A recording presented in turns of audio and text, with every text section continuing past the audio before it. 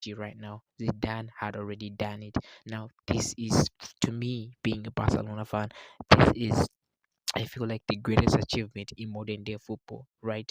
And Real Madrid fans do hang on to this three-peat.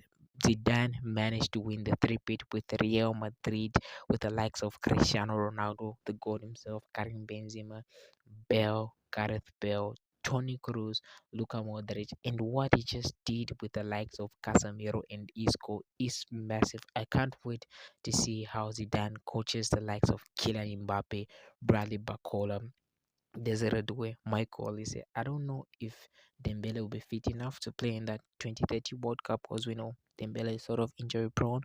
But man, I can't just wait to see Zidane coach France, and he has been finalized. I can't really wait, guys. Let me know what you think about this.